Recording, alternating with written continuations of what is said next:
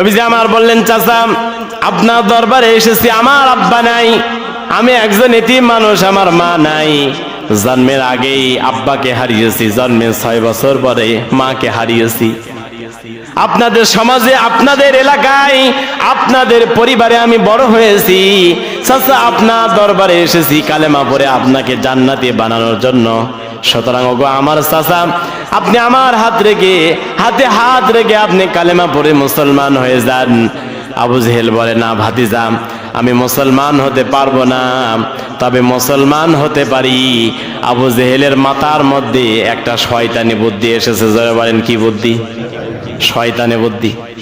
বলে, ভাতিজা তোমার হাতে হাত রেখে কালেমা পড়ে মুসলমান হতে পারি, তুমি যে দাওয়াত আমাকে দিতে এসেছো এই দাওয়াত আমি গ্রহণ করতে পারি। সুতরাং ভাতিজা আমার, আমি তোমাকে বলতে চাই, আগামীকাল সকালবেলা 2 পাহাড়ের মাঝখানে একটি জায়গা আছে, এই জায়গায় তোমার পরীক্ষা হবে। তুমি যদি আসমানের চাঁদকে দ্বিখণ্ডিত করতে পারো, যদি আসমানের চাঁদ দ্বিখণ্ডিত হয়ে যায়, 2 খণ্ড হয়ে যায়, ওরে ভাতিজা মোহাম্মদ, আমি ঘোষণা দিচ্ছি তোমার হাতে হাত রেখে কালেমা পড়ে। আকরামিল্লাযী খালাকাল ইনসানা ওয়া কাররামা ওয়া আল্লামাহু মিনাল বায়ানি মা লাম ইয়ালাম فسبحان الذي لا يحصى امتنانه باللسان ولا بالقلم نشهد أن لا إله إلا الله وحده لا شريك له ونشهد أن سيدنا وحبيبنا ومولانا محمدا عبده ورسوله الذي أرسله بالحق بشيرا ونذيرا وداعيا إلى الله بإذنه وسراجا وقمرا منيرا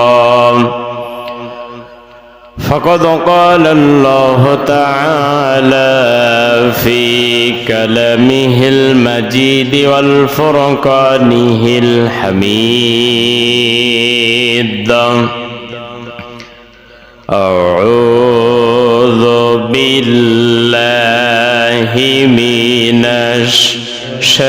الشيطان الرجيم بسم الله الرحمن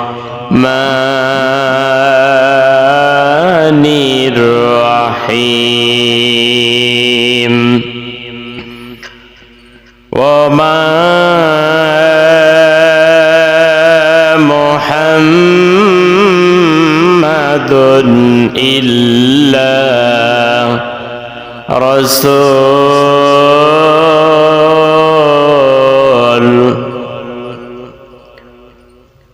قد خلت من قبله الرسل أفإن مات أو قتلا انقلبتم على أعقابكم ومن ينقلب على عقبيه فلن يضر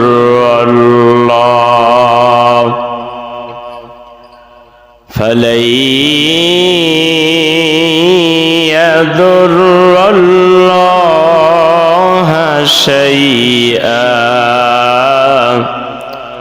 وسيجزي الله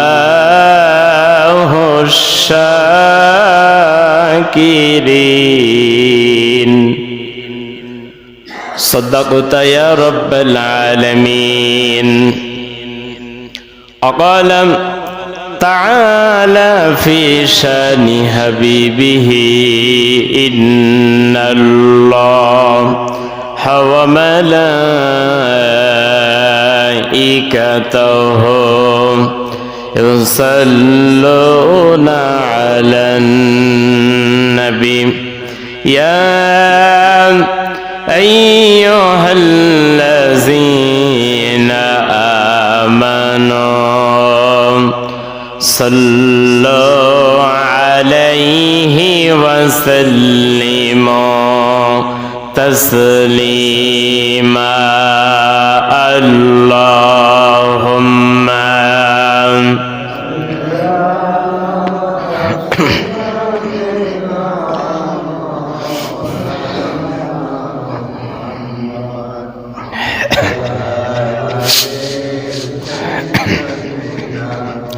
وحبيبنا محمد اللهم صل على مولانا محمد وعلى علي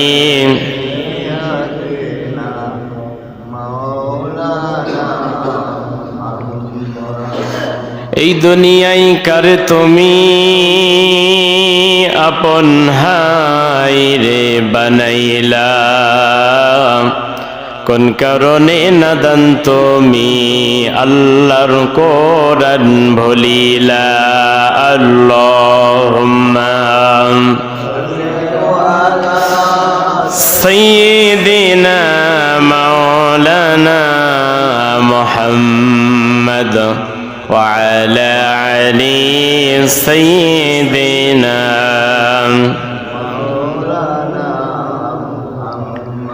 بلغ العلا بكماله كشف الدجى بجماله حسنت جميع خصاله صلوا عليه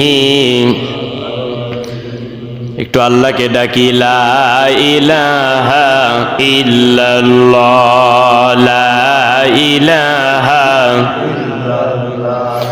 সুবহানাল্লাহ আলহামদুলিল্লাহ লা ইলাহা সুবহানাল্লাহ আলহামদুলিল্লাহ লা ইলাহা সুবহানাল্লাহ আলহামদুলিল্লাহ লা ইলাহা সুবহানাল্লাহ আলহামদুলিল্লাহ লা ইলাহা সুবহানাল্লাহ আলহামদুলিল্লাহ লা ইলাহা সুবহানাল্লাহ আলহামদুলিল্লাহ লা ইলাহা ইল্লাল্লাহ সুবহানাল্লাহ আলহামদুলিল্লাহ লা ইলাহা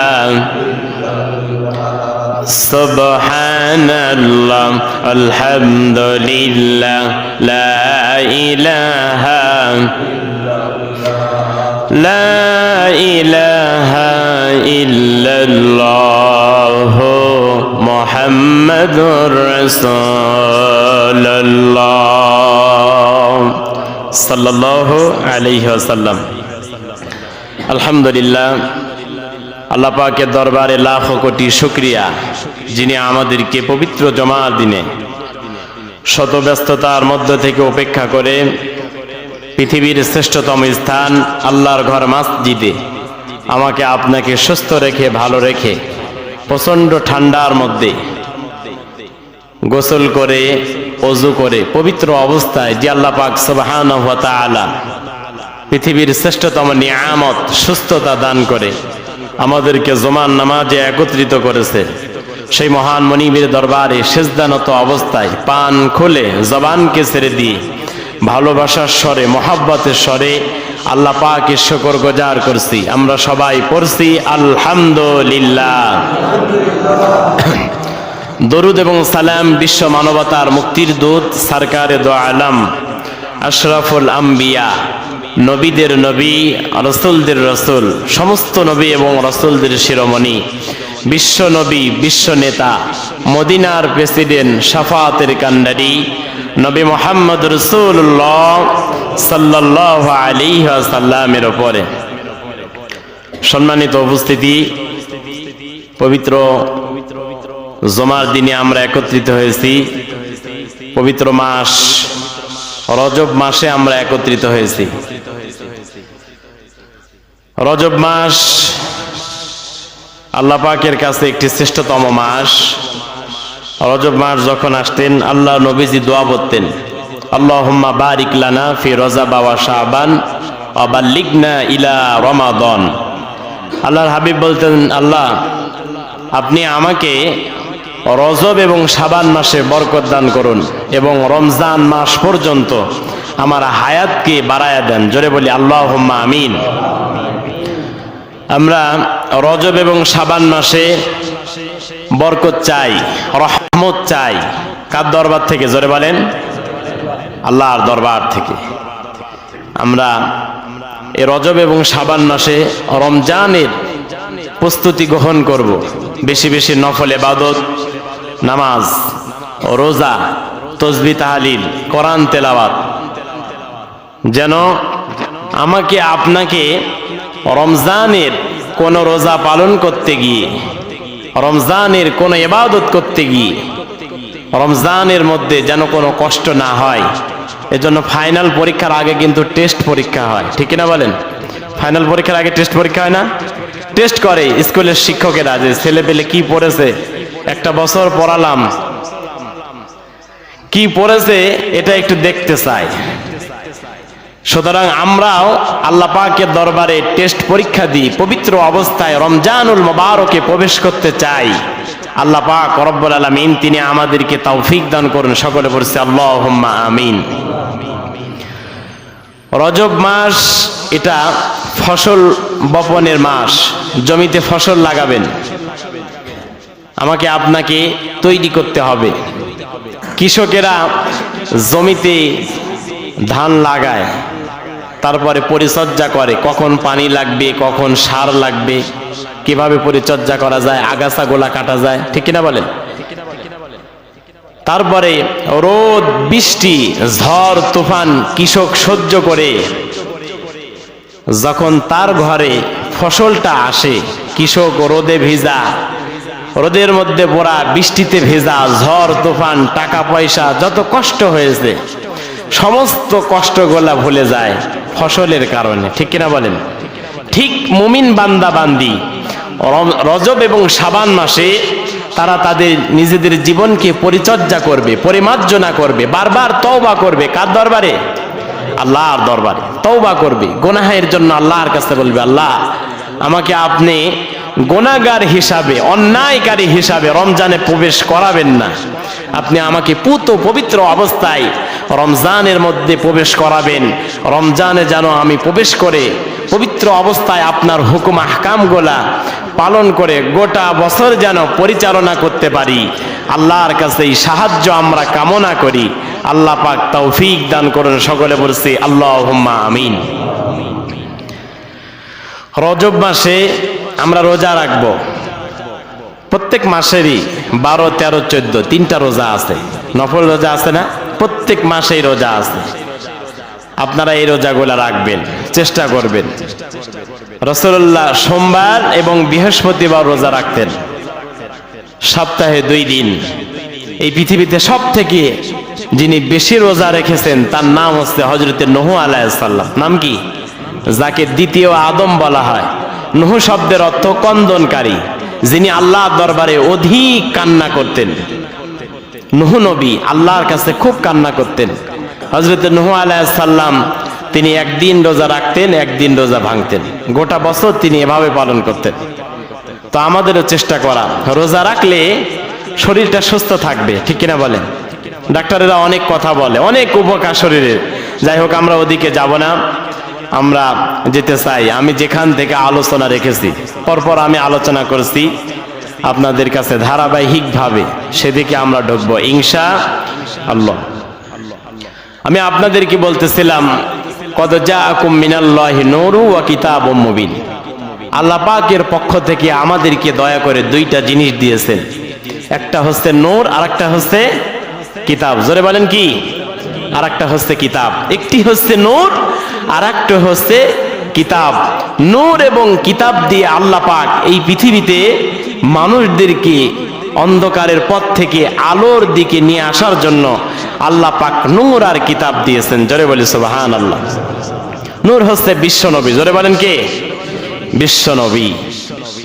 ও কিতাবুম মুবিন, আল্লাহ পাক কিতাব বলতে এই কিতাবকে বুঝিয়েছেন অনেক বিশালতা, অনেক আজীব এক কিতাব আল্লাহ পাক নাজিল করেছেন, যেই কিতাব জিনেরা পর্যন্ত পড়তে গিয়ে আশ্চর্য হয়েছে। সুবহানাল্লাহ।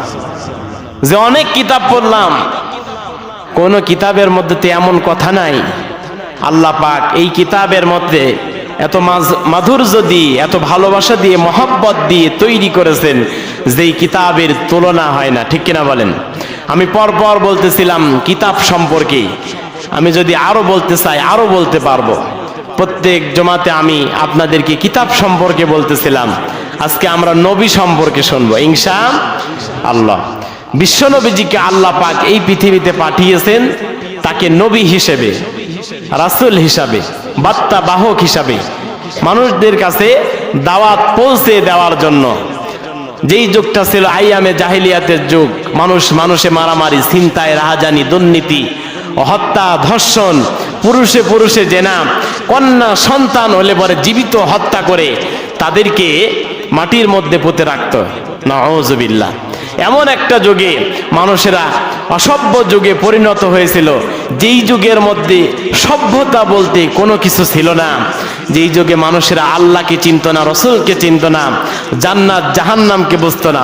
এমন একটা সময় আল্লাহ পাক রব্বুল আলামিন আমার আপনার হাবিবকে এই পৃথিবীতে প্রেরণ করে পৃথিবীর মানুষদেরকে সোনার মানুষে পরিণত করেছে। জোরে বলি সুবহানাল্লাহ।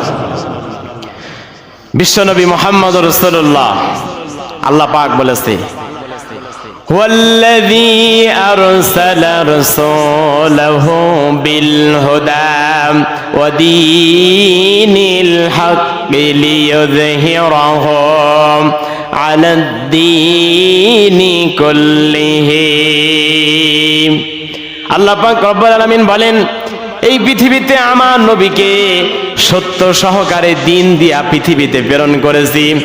আল্লাহ পাকের কাছে পৃথিবীতে একমাত্র জীবন ব্যবস্থা, দিন ব্যবস্থা, মনোনীত দিন ব্যবস্থার নাম হচ্ছে ইসলাম।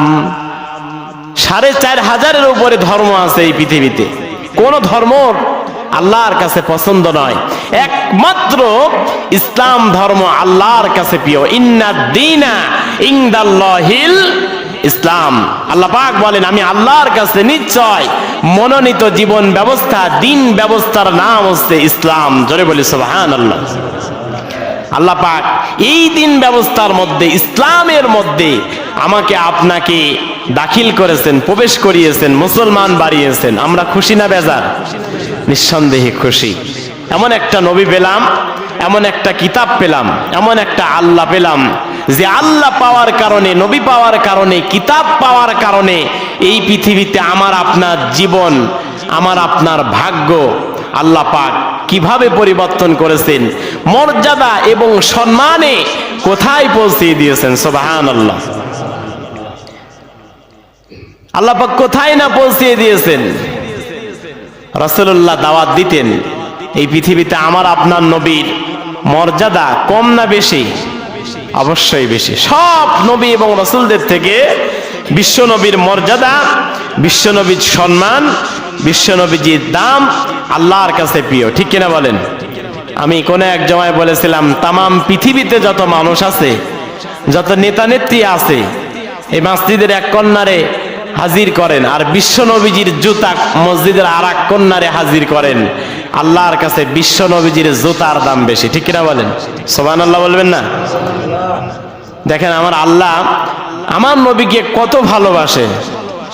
যেখানে মুসা নবী, আল্লাহ বলেছে ওয়াকাল্লামাল্লাহু মূসা তাকলিমা, আল্লাহর কাছে অধিক কথা বলতেন মুসা আলাইহিস সালাম, সব থেকে বেশি কথা বলতেন।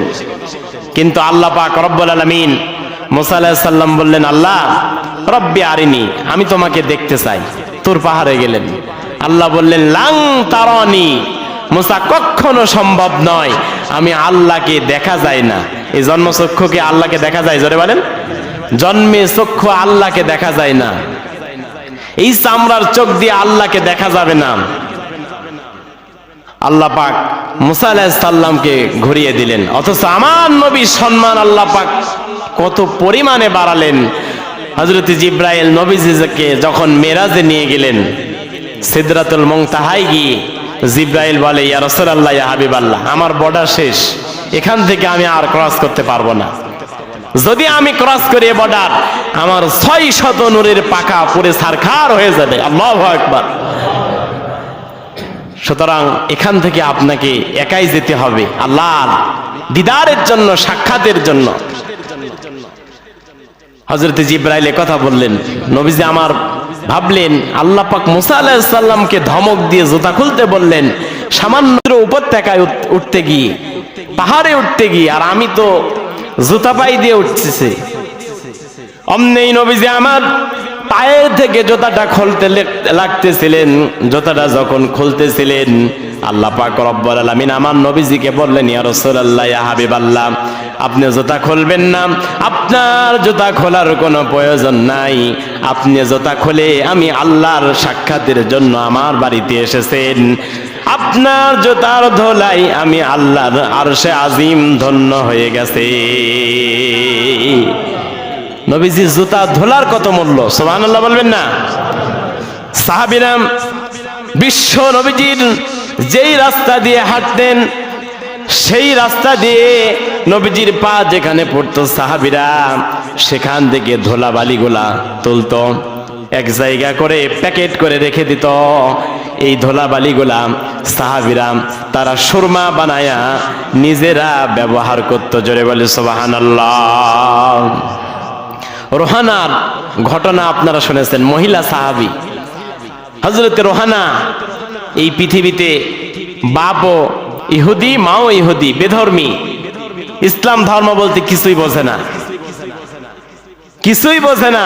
ইসলামের কথা শুনলে রোহানার আব্বার কানের মধ্যে গা জ্বলে ওঠে, ইসলামকে সহ্য করতে পারে না, মুহাম্মদকে নবী বলে মানতে চায় না। অথচ রোহানা বিশ্ব নবীজির হাতে হাত রেখে কালেমা পড়ে মুসলমান হলো। আরবের 40 জন ডাক্তার একসঙ্গে বসলেন যে রোহানার আব্বার চোখের অসুখ হয়েছে, এই অসুখ ভালো হবে না। 40 জন ডাক্তার একত্রিত হয়ে রোহানার আব্বাকে ফিরাইয়া দিল। রোহানা বিশ্ব নবীজির দরবারে গেলেন, নবীজি হাঁটতেছিলেন, রোহানা নবীজির পায়ে যে জায়গা ছাপ পড়েছে সেই জায়গা থেকে বালিগোলা তোলে, ধুলাগোলা তোলে। রোহানা মেয়ে মানুষ তো, ধুলাগোলা আসলে বেঁধে রাখে। রোহানা বিশ্ব নবীজির থেকে দোয়া নিয়ে বাবার কাছে এসে এই ধুলাগুলা রোহানার আব্বার চোখে লাগিয়ে দিল। রোহানার আব্বা তাৎক্ষণিক সঙ্গে সঙ্গে দেখতে পেল। সুবহানাল্লাহ। রোহানার আব্বা প্রশ্ন করলো, ওগো আমার মেয়ে রোহানা, তুমি কোন পাগলের প্রেমে পড়েছো যার কারণে আরবের বড় বড় 40 জন ডাক্তার একসঙ্গে বসে বলল আমার চোখ ভালো হবে না, কিন্তু তুমি আমার চোখে কি লাগায়া দিলে যে কারণে আমার চোখের দৃষ্টি শক্তি পূর্বের থেকে আরো ভালো হয়ে গেল? সুবহানাল্লাহ। রোহানা বলল, আব্বা, যে নবীজির কদম চুম্বন করতে পারলে দুনিয়া ধন্য হয়, সেই নবীজির হাতে হাত রেখে কালেমা পড়ে মুসলমান হয়েছি, সেই নবীজির পায়ের ধুলা আপনার চোখে আমি লিপন করে দিয়েছি। সুবহানাল্লাহ। আব্বা তো বেধর্মী, রোহানাকে বন্দি করলেন, অনেক লম্বা কথা, হাত কাটলেন, পা কাটলেন, 40 দিন বন্দি করে কোনো খাবার দেয় নাই। কিন্তু হযরতে রোহানা আল্লাহকে বিশ্বাস করার কারণে, নবীকে নবী বলে মেনে নেওয়ার কারণে হযরতে রোহানা 40 দিনের মধ্যে তার আব্বা গেট খুলে দেখে জান্নাতি খাবার তার সামনে, সুবহানাল্লাহ। সুতরাং আমার নবীজির জুতা ধোলার মূল্য আছে না নাই? আছে। রাসূলুল্লাহ মুখ থেকে যে লালা মোবারক বের হতো, থুতু মোবারক বের হতো, এর মূল্য আছে না নাই? অনেক পরিমাণে মূল্য। হযরতে আলী চোখে লাগিয়ে দিলেন, হযরতে আলী সঙ্গে সঙ্গে দেখতে পেলেন, সুবহানাল্লাহ। চোখ উঠেছে, পেইন হয়, ব্যথা হয়। আবু বকরের পায়ে সাপে দংশন করেছে, রাসূলুল্লাহ থুতু মোবারক বের করে আবু বকরের পায়ে লাগিয়ে দিলেন, আবু বকর সঙ্গে সঙ্গে দেখতে পেল, সুবহানাল্লাহ। আল্লাহ পাক রব্বুল আলামিন এই পৃথিবীতে আমার আপনার নবীকে এত সম্মান দিয়েছে, এত মর্যাদা দিয়েছে। আল্লাহ পাক রব্বুল আলামিন এত সম্মান আর মর্যাদা দিলেন। এই পৃথিবীতে যত নবী এবং রাসূলকে আল্লাহ পাক পাঠালেন, পৃথিবীতে প্রত্যেকটি নবী এবং রাসূলকে আল্লাহ পাক ইয়া বলে ডাক দিয়েছেন, হরফে নেদা ব্যবহার করেছেন। কিন্তু আমার নবীজিকে আল্লাহ পাক রব্বুল আলামিন কোরআনুল কারীমের মধ্যে 4 জায়গায় ডাক দিয়েছেন মুহাম্মদ বলে, কিন্তু কোথাও ইয়া বলে ডাক দেয় নাই। যখনই মুহাম্মদ বলেছে, সঙ্গে সঙ্গে আল্লাহ পাক নবীজির সম্মানে, নবীজির মর্যাদার কারণে, সম্মানের কারণে সঙ্গে সঙ্গে আল্লাহ পাক রাসূলুল্লাহ যোগ করেছেন। জোরে বলি সুবহানাল্লাহ। আল্লাহ পাক রব্বুল আলামিন বিশ্ব নবীজিকে নাম ধরে যখন ডাক দিয়েছেন, তখন রাসূল বলে সম্বোধন করেছেন। আল্লাহ পাক গোটা কোরআনে 4 জায়গায় মুহাম্মদ শব্দ বলেছেন। 1 নম্বরে সূরা আলে ইমরানের 144 নম্বর আয়াতে, 2 নম্বরে সূরা আহজাবের 40 নম্বর আয়াতে, 3 নম্বরে সূরা মুহাম্মাদের 2 নম্বর আয়াতে, 4 নম্বরে সূরা ফাতহির শেষ নাম্বার আয়াত 29 নাম্বার আয়াতে আল্লাহ পাক রব্বুল আলামিন বিশ্ব নবীজিকে মুহাম্মদ বলে যখন ডাক দিয়েছেন, সঙ্গে সঙ্গে আল্লাহ পাক রাসূলুল্লাহ বলেছেন, সুবহানাল্লাহ। আল্লাহ পাক রব্বুল আলামিন বলেন, ওমা মুহাম্মাদুন ইল্লা রাসূলুন কদ খালাত মিন ক্বাবলিহির রাসূল। আল্লাহু আকবার। পৃথিবীর মানুষেরা শোনো, মুহাম্মদ হচ্ছেন একজন রাসূল, আর মুহাম্মাদের পূর্বে এই পৃথিবীতে অনেক নবী পাঠিয়েছে, অনেক রাসূল প্রেরণ করেছি। কাজেই মুহাম্মদ যদি এই পৃথিবীতে যদি নিহত হয়, মারা যায়, তোমরা তার জ্ঞানটাকে, তোমরা তার বিধানটাকে, তার দেখানো পথকে তোমরা কখনো সেই বিধানটাকে উল্টো করে ঘুরে দাঁড় করায়ও না। যদি তোমরা সেটাকে মুহাম্মাদের কোনো কথাকে, মুহাম্মাদের দেখানো পথ মতকে যদি তোমরা উল্টা করে চালাতে লাগো, নিঃসন্দেহে এই পৃথিবীতে তোমরা ক্ষতির মধ্যে পড়ে যাবে। কথাকার আল্লাহ পাকের মুহাম্মদ সাল্লাল্লাহু আলাইহি ওয়াসাল্লামের কোন কাজকে, কোন কথাকে, কোন চাহনিকে, কোন দেখানোকে, কোন পথকে, কোন মতকে যদি আমরা উল্টা করে ব্যবহার করি, নিঃসন্দেহে আমি আপনি ক্ষতির মধ্যে পড়ে যাব। ওই ক্ষতি থেকে আমাকে আপনাকে কেউ বাঁচাতে পারবে না, কেউ বাঁচাতে পারবে না। আল্লাহ পাক রব্বুল আলামিন আমার নবীজিকে সত্য সহকারে, দিন সহকারে পৃথিবীতে প্রেরণ করলেন, নবী বানালেন। আর নবী বানানোর পরে তাকে একটা কিতাব দিয়ে দিলেন, যেই কিতাব দিয়ে মানুষের দ্বারে দ্বারে বিশ্ব নবীজি কালেমার দাওয়াত দিয়েছেন। জোরে বলেন, কিসের দাওয়াত দিয়েছেন? আজকে দেখেন আপনাদের মসজিদে আমার চাচা জনাব মোহাম্মদ ইয়াকুব আলী তার টিম নিয়ে, তার দল নিয়ে আপনাদের মসজিদে এসেছে, নিজের খেয়ে নিজের পরে আপনাদেরকে দাওয়াত দিতে, ঠিক কিনা বলেন? আল্লাহ পাক রব্বুল আলামিন বিশ্ব নবীজি কে দাওয়াতের কথা বলেছেন, ইয়া আইয়ুহার রাসূল বাল্লিগ মা উনজিলা ইলাইকা মির রাব্বিক ওয়া ইল্লাম তাফআল ফামা বাল্লাগতা রিসালাতা ওয়াল্লাহু ইয়াসিমুকা মিনান নাস। আল্লাহ পাক রব্বুল আলামিন বলেন, ইয়া আইয়ুহার রাসূল, হে রাসূল, বাল্লিগ, আপনি তাবলীগ করুন, আপনি প্রচার করুন মা উনজিলা ইলাইকা মির রাব্বিক, আপনার রবের পক্ষ থেকে উনজিলা যেটা নাজিল হয়েছে সেই কিতাব থেকে মানুষদেরকে দাওয়াত দিয়ে দেন। হে রাসূল, আমি জানি ওয়াইল্লাম তাফআল ফামা বাল্লাগতা, আপনি যখন মানুষের মাঝে দাওয়াত দিবেন, যখন মানুষের দরজায় গিয়ে দাওয়াতটা পৌঁছিয়ে দেবেন, তখন এক শ্রেণীর মানুষ আছে আপনাকে কটূক্তি করবে। কথা বলেন, আপনাকে পাগল বলবে, আপনাকে মাতাল বলবে, আপনাকে নির্বংশ বলবে, আপনাকে জিনে ধরা বলবে। হে রাসূল, মানুষেরা আপনি যখন দাওয়াতটা পৌঁছিয়ে দেবেন তখন মানুষেরা আপনাকে টিটকারি করবে, আপনাকে মারধর করবে, এমনকি আপনার জেলও খাটা লাগতে পারে। কথা বলেন ঠিক কিনা?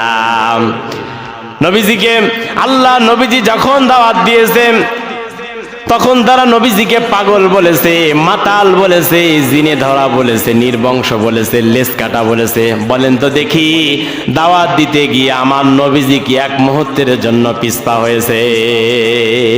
এক মুহূর্তের জন্য আল্লাহ নবীজি পিছপা হন নাই। আল্লাহ পাক অথচ পরবর্তী শব্দে বললেন ওয়াল্লাহু ইয়াসিমুকা মিনান নাস, মানুষের মাঝে আপনি যখন দাওয়াতটা পৌঁছে দেবেন তখন মানুষেরা আপনাকে অত্যাচার করবে, নির্যাতন করবে, বকা দিবে। ঠিক কিনা বলেন? আজকেও আমাদের সমাজে তারা এত ভালো কাজ করছে, মানুষদেরকে দাওয়াত দিচ্ছে, এক শ্রেণীর মানুষ আছে তাদেরকে টিটকারি দেয়, বলে খেয়ে দে কাম নাই, মসজিদের মধ্যে থাকে আর মানুষদেরকে দাওয়াত দেয়। অথচ দাওয়াত দেওয়ার দরকার আছে না নাই? দাওয়াত দিতে বলেছেন কে? আপনার দাওয়াতের কারণে একটা মানুষও যদি ইসলাম কবুল করে, আপনার দাওয়াতের কারণে একটা মানুষ যদি নামাজ ধরে, আপনার দাওয়াতের কারণে একটা মানুষ যদি রোজা রাখে, সত্যর পথে ফিরে আসে, ওই ব্যক্তি আমল করে যে সওয়াব পাবে, গোটা আমল আল্লাহ পাক আপনার আমল নামায় দিয়ে দেবে। রাসূলুল্লাহর ভূমিকা, যারা দাওয়াত দেয় তারা নবীওয়ালা কাজ করে। জোরে বলেন, কিসের কাজ করে? নবীওয়ালা কাজ করে, রাসূলদের কাজ করে। এদেরকে ছোট করে দেখার কোনো সুযোগ আছে কি? জোরে বলেন, কোনো সুযোগ নাই। আমার নবীজি আল্লাহ পাক তাকে এত সম্মান দিলেন, এত মর্যাদা দিলেন।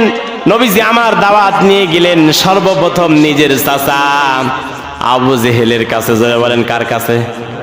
আল্লাহ নবীজি হাঁটতে হাঁটতে আবু জেহেলের দরজার পাশে গেলেন, সালাম দিলেন, গেটে একটা নক করলেন। ভিতর থেকে আওয়াজ আসতেছে, কে ডাকে, কে ডাকে, উঁচু গলায়। নবীজিকে ধমক দেওয়ার মতো উঁচু গলায় আওয়াজ আসতেছে। এমন সময় আবু জেহেলের স্ত্রী নাকেরা এসে দরজা খুলে দিল। সঙ্গে সঙ্গে আবু জেহেল বের হয়ে এসে বলল, ভাতিজা মুহাম্মদ, প্রতিদিন তো নতুন নতুন কথা নিয়ে আমার কাছে উপস্থিত হও, আজকে কি কোনো নতুন কথা আছে কিনা? আমার কাছে কি জন্য এসেছ? আল্লাহ নবীজি বলেন, চাচা, প্রতিদিন যে জন্য আপনার কাছে আমি আসি, আপনার দরবারে আসি, আজকেও একই কারণে আপনার দরবারে হাজির হয়েছি। ওগো আমার চাচা, আমি আপনাকে ভালোবাসি, আমি আপনাকে মহব্বত করি, আমি আপনাকে আল্লাহর প্রিয় বান্দা বানাতে চাই, আমি আপনাকে জান্নাতে নিতে চাই। সুতরাং আপনি আমার চাচা, এই মুহূর্তেই আপনি আমার হাতে হাত রেখে ওই আল্লাহর উপরে কালেমা পড়ে মুসলমান হয়ে যান। নবীজি আমার যখন এই কথা বলেছেন, আবু জেহেলের হয়েছে রাগ। সঙ্গে সঙ্গে আমার নবীজিকে বকা দিয়ে দরজা থেকে, বাড়ির ভিতর থেকে বাইরে যখন বের করে দিল, নবীজির আমার মন খারাপ, চোখ দিয়ে পানি বের হয়ে যায়। আল্লাহ বলেন, ওরে জিবরাইল, আমার তো আর সহ্য হয় না, এই মুহূর্তে আবু জেহেলের পা ধরে একটা হেক্সা টান মেরে আবু জেহেলকে ঘর থেকে বের করে দাও। আল্লাহু আকবার। জিবরাইল আসমান থেকে আসলেন, আবু জেহেলের পা ধরে একটা টান মেরে ঘর থেকে যখন বের করে দিলেন, আবু জেহেল ছিটকে পড়ে গেল। নবীজি আমার বললেন, চাচা, আপনার দরবারে এসেছি, আমার আব্বা নাই, আমি একজন এতিম মানুষ, আমার মা নাই। জন্মের আগেই আব্বাকে হারিয়েছি, জন্মের 6 বছর পরে মাকে হারিয়েছি। আপনাদের সমাজে, আপনাদের এলাকায়, আপনাদের পরিবারে আমি বড় হয়েছি। চাচা, আপনার দরবারে এসেছি কালেমা পড়ে আপনাকে জান্নাতি বানানোর জন্য। সুতরাং ওগো আমার চাচা, আপনি আমার হাতে হাত রেখে আপনি কালেমা পড়ে মুসলমান হয়ে যান। আবু জেহেল বলে, না ভাতিজা, আমি মুসলমান হতে পারবো না, তবে মুসলমান হতে পারি। আবু জেহেলের মাথার মধ্যে একটা শয়তানি বুদ্ধি এসেছে। জোরে বলেন কি বুদ্ধি? শয়তানি বুদ্ধি। বলে ভাতিজা, তোমার হাতে হাত রেখে কালেমা পড়ে মুসলমান হতে পারি। তুমি যে দাওয়াত আমাকে দিতে এসেছো এই দাওয়াত আমি গ্রহণ করতে পারি। সুতরাং ভাতিজা আমার, আমি তোমাকে বলতে চাই, আগামীকাল সকালবেলা দুই পাহাড়ের মাঝখানে একটি জায়গা আছে। এই জায়গায় তোমার পরীক্ষা হবে। তুমি যদি আসমানের চাঁদকে দ্বিখণ্ডিত করতে পারো, যদি আসমানের চাঁদ দ্বিখণ্ডিত হয়ে যায়, দুই খণ্ড হয়ে যায়, ওরে ভাতিজা মোহাম্মদ, আমি ঘোষণা দিচ্ছি তোমার হাতে হাত রেখে কালেমা পড়ে মুসলমান হয়ে যাব। নবীজি আমার কাঁদতেছেন, এটা কি সম্ভব? আসমানের চাঁদ, পৃথিবীর কোন মানুষ কি আছে আসমানের চাঁদকে দ্বিখণ্ডিত করতে পারে? এমন ক্ষমতা পাওয়ার তো আল্লাহ পাক কাউকে দেয় নাই। নবীজি আমার কাঁদতেছিলেন, ফেরেশতা জিবরাইল আসলেন, বললেন, ইয়া রাসূলুল্লাহ, ইয়া হাবিবাল্লাহ, আপনি কাঁদবেন না, মন খারাপ করবেন না। আল্লাহ পাক রব্বুল আলামিন এই মুহূর্তে আল্লাহ পাকের পক্ষ থেকে আপনার কাছে সুসংবাদ পৌঁছিয়ে দিয়েছে। আবু জেহেল আগামীকাল সকালবেলা আপনার সঙ্গে যে খেলাটা খেলবে, যে টক্করটা দিয়েছে, এই টক্করের মধ্যে, এই খেলার মধ্যে, আপনি নিজে মনস্থ করুন, আপনি রাজি হয়ে যান, আগামীকাল সকালবেলা দুই পাহাড়ের মধ্যে খেলা হবে। আল্লাহু আকবার। হযরত জিবরাইল বললেন, নবীজি বললেন, চাচা, তাহলে আপনি যে প্রস্তাব দিয়েছেন, আপনার প্রস্তাবে আমি রাজি হয়েছি, রাজি হলাম, আগামীকাল সকালবেলা দুই পাহাড়ের মাঝখানে খেলা হবে। নবীজি আমার বাড়িতে চলে গেলেন, আবু জেহেল চলে গেল। পরের দিন সকাল চলে আসলো। আল্লাহ নবীজি হাঁটতে হাঁটতে দুই পাহাড়ের মাঝখানে চলে গেলেন, মরুভূমির মধ্যে, অতল মরুভূমি, সেখানে কিছুই নাই, শুধু বালি আর বালি, পাথর আর পাথর। আল্লাহ নবীজি প্রচন্ড রোদের মধ্যে দাঁড়িয়ে আছেন। আবু জেহেলের আসার কথা 10টার সময়, এসেছে 11টার সময়। কয়টায়? জোরে বলেন। 11টার সময়। নবীজি আমার বলতেছেন, চাচা আসার কথা 10টায়, আসলেন 11টায়। আবু জেহেল বলতেছে, ভাতিজা, আসতেছিলাম ভয়ে ভয়ে, না জানি তুমি আমাকে আবার আবু বকর, ওমর, উসমানের মতো কালেমা পড়ে মুসলমান বানাও কিনা, এই ভয়ে ভয়ে আসতেছিলাম। ওরা যেমন পাগল হয়েছে, আমিও আবার পাগল হই কিনা, তোমার কাছে জিনটিন আছে কিনা, এই জন্য তোমার সঙ্গে টক্কর দেওয়ার জন্য, বাজ দেওয়ার জন্য আমি একা একা আসি নাই। তোমার চাচাতো বোন আমার মেয়েকে সঙ্গে করে নিয়ে এসেছি। সুতরাং তুমি যদি আমাকে একা পাগল বানাও, আমার মেয়েকে তুমি পাগল বানাতে পারবে না। বলে, চাচা আপনার মাথায় এত বুদ্ধি? বলে, হ্যাঁ। আল্লাহ নবীজি দাঁড়িয়ে আছেন, আবু জেহেল আসলো, মেয়েটি আছে, মক্কার বড় বড় কাফিররা সেখানে দাঁড়িয়ে আছে, মক্কার মানুষেরা দাঁড়িয়ে আছে। আল্লাহ নবীজি, বিশ্ব নবীজি মুহাম্মদ রাসূলুল্লাহ আল্লাহ দরবারে হাত তুললেন। আল্লাহ পাক রব্বুল আলামিন নবীজির দরবারে হাত নবীজি তুললেন। আল্লাহ পাক তার দোয়াকে কবুল করলেন। আল্লাহ পাক অর্ডার করলেন, ইয়া রাসূলুল্লাহ, ইয়া হাবিবাল্লাহ, কোন দিকে লক্ষ্য করার দরকার নাই, কোন দিকে তাকানোর দরকার নাই, শুধুমাত্র শাহাদাত আঙ্গুল উঁচু করে আসমানের দিকে ধরুন, চাঁদের গায়ে একটা আগ দিয়ে দেন, সঙ্গে সঙ্গে চাঁদটা দ্বিখণ্ডিত হয়ে যাবে। আল্লাহ নবীজি শাহাদাত আঙ্গুল উঁচু করলেন। আল্লাহ পাক রব্বুল আলামিন সে কথাই বলতেছেন, ইকতারাবাতিস সাআতু ওয়ানশাক্কাল কমারু ওয়া ইয়ারাউ আয়াতাই ইউরিদু ওয়া ইয়াকুলু সিহরুম মুস্তামির। আল্লাহু আকবার। আল্লাহ পাক রব্বুল আলামিন বলেন, ইকতারাবাতিস সাআতু ওয়ানশাক্কাল কমার। আল্লাহ নবীজি যখন শাহাদাত আঙ্গুল উঁচু করলেন আকাশের দিকে, সঙ্গে সঙ্গে চাঁদটা দ্বিখণ্ডিত হয়ে চাঁদের এক টুকরা জমিনের উপরে পড়ে গেল, আর এক টুকরা পাহাড়ের উপরে পড়ে গেল। জোরে বলে আল্লাহু আকবার। আল্লাহ পাক রব্বুল আলামিন আমার নবীজিকে এই পৃথিবীতে কত সম্মান দিয়েছেন, কত মর্যাদা দিয়েছেন। আল্লাহ পাক তাকে কি মুজিজা দিয়েছেন। বিশ্ব নবীজির জীবনের মধ্যে যতগুলা মুজিজা আছে, তার মধ্যে এটি একটি মুজিজা যে তিনি আসমানের চাঁদকে পর্যন্ত দ্বিখণ্ডিত করেছেন। সুবহানাল্লাহ। সেই মানুষ আর আমি কি এক? জোরে বলেন, সেই মানুষ আর আমি কি এক? অনেকেই বলে আমাদের মতোই মানুষ নাকি, তাহলে আল্লাহ নূর শব্দ ব্যবহার করতেন না। আল্লাহ থেকে বেশি বুঝি আমি, আপনি জোরে বলেন, বেশি বুঝি না। সেই মানুষ আর আমি মানুষ এক নয়। আল্লাহর কাছে তার মর্যাদা কত, তার গায়ে মশা মাছি সাপ বিশ্ব দংশন করা হারাম। সুবহানাল্লাহ বলবেন না? আমাদের কি পিঁপড়া কামড়ায় না? কামড়ায়? সাপে দংশন করে না? আল্লাহু আকবার। আল্লাহ পাক তাকে কিভাবে পাঠিয়েছেন পৃথিবীতে, সুবহানাল্লাহ। নবীজি আমার চাঁদকে দ্বিখণ্ডিত করলেন, বললেন চাচা দেখেন আসমানের চাঁদ দ্বিখণ্ডিত। আবু জেহেল বলে না, এতদিন ভাবতাম মোহাম্মদ শুধু মানুষকে জাদু করে কালেমা পড়ে মুসলমান বানায়, এখন তো দেখছি মোহাম্মদ চাঁদেও জাদু করতে পারে। এ তো আচ্ছা জাদুকর, এ তো চরম জাদুকর, এ যেমন তেমন জাদুকর নয়। এ মানুষকে জাদু করে কালেমা পড়ে মুসলমান বানায়, তো দেখি চাঁদেও জাদু করে। আল্লাহু আকবার। নবীজি আমার বললেন চাচা এটা জাদু নয়, আমি জাদুকর নই। আল্লাহ পাক পৃথিবীতে আমাকে জাদুকর করে বানাই নাই, গণক করে বানান নাই।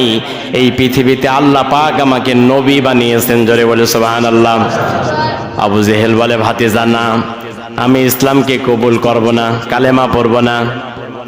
আল্লাহ নবীজি মুহাম্মদ রাসূলুল্লাহ সাল্লাল্লাহু আলাইহি ওয়াসাল্লাম বললেন চাচা তাহলে আপনি কি করলে কালেমা পড়ে মুসলমান হবেন?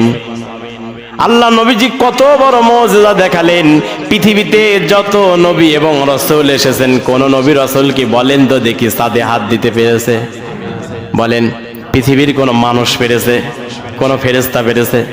আল্লাহ পাক একমাত্র বিশ্ব নবীজিকে মুজিজা দিয়েছেন। বলছেন চাচা এর থেকে আর কি চান? আবু জেহেল বলে মোহাম্মদ ভাতিজা কালেমা পড়ে মুসলমান হব না, কালেমা পড়ে মুসলমান হতে পারি। এই মুহূর্তে আমার এক দল ব্যবসায়ী সিরিয়ার রাজধানী দামেস্কে ব্যবসা করার জন্য গিয়েছে। এই মুহূর্তে আমি যেমন দেখলাম চাঁদটা দ্বিখণ্ডিত হয়ে গেল, তারা সিরিয়া থেকে ফিরে যখন আসবে মক্কাতে, আমি তাদেরকে জিজ্ঞাসাবো আজকের সকাল বেলায় অমুক সময় অমুক টাইমে আমি আবু জেহেল যেমন আসমানের চাঁদকে দ্বিখণ্ডিত হতে দেখেছি, তোমরা তো সিরিয়ার রাজধানী দামেস্কে ছিলে, তোমরাও কি আসমানের চাঁদ কি দ্বিখণ্ডিত হতে দেখেছো কিনা? যদি আমার ব্যবসায়ীরা এই কথা যদি মেনে নেয়, কথা যদি বলে আসমানের চাঁদ দ্বিখণ্ডিত হয়ে গেছে, তাহলে ওরে ভাতিজা মোহাম্মদ তোমার হাতে হাত রেখে কালেমা পড়ে মুসলমান হয়ে যাব। আবার আর এক সত্য দিল, অনেক লম্বা কথা, আর আগাবো না, অলরেডি 1:25 বাজে। এজন্য আসুন বিশ্ব নবীজির সম্মান মর্যাদা আমরা পরপর বলবো, প্রত্যেক জমায় আমরা বলবো, কিছু কিছু ধারাবাহিক ভাবে বলবো ইনশাআল্লাহ। আল্লাহ পাক বিশ্ব নবীজির জীবন থেকে, কোরআন এবং হাদিস থেকে এই কথাগুলো শুনে এবং আমাদেরকে বাস্তব জীবনে আমল করার তৌফিক দান করেন। সকলে বলেছে আল্লাহুম্মা আমিন। কোরআনের কথা শোনার দরকার আছে না নাই? শুনতে হবে, ইমান মজবুত হয়, ইমান বেড়ে যায়। শয়তান তো আল্লাহ পাক তাকে এমন শক্তি দিয়েছেন, ক্ষমতা দিয়েছেন, আদম সন্তানের ডান দিক থেকে আসে, বাম দিক থেকে আসে, সামনে থেকে আসে। কোরআনের আয়াত কিন্তু বলছে, গল্প না, বাম থেকে আসে। শয়তান এমন ভাবে মানুষকে আঁকড়িয়ে ধরে। সুতরাং মোবাইলে যেমন ব্যাটারি আছে, ব্যাটারি চার্জ দিলে মোবাইল চলে, ঠিক কিনা বলেন? ইমানের চার্জ হচ্ছে কোরআন হাদিসের কথা, দ্বীনের কথা, ইলমের কথা আমাকে আপনাকে শুনতে হবে। আল্লাহ পাক তৌফিক দান। সকলে বলেছে আমিন। বিশ্ব নবীজির জীবন থেকে এবং কোরআন থেকে যে কথাগুলো আমরা শুনেছি, আল্লাহ পাক আমাদেরকে আমল করার তৌফিক দান। সকলে বলেছে আল্লাহুম্মা আমিন। আল্লাহ পাক আমাদেরকে কবুল করুন। সকলে বলেছে আমিন। আল্লাহ আমাদের গুনাহ খাতাগুলো ক্ষমা করুন। সকলে বলেছে আমিন। ওমা আলাইনা ইল্লাল বালাগ। যারা 4 রাকাত কাবলা জুম্মা সুন্নাত আদায় করেন নাই, আদায় করে নেবেন। আমাদের মসজিদের সেক্রেটারি সাহেব কিছু কথা বলবে ইনশাআল্লাহ, কথাগুলো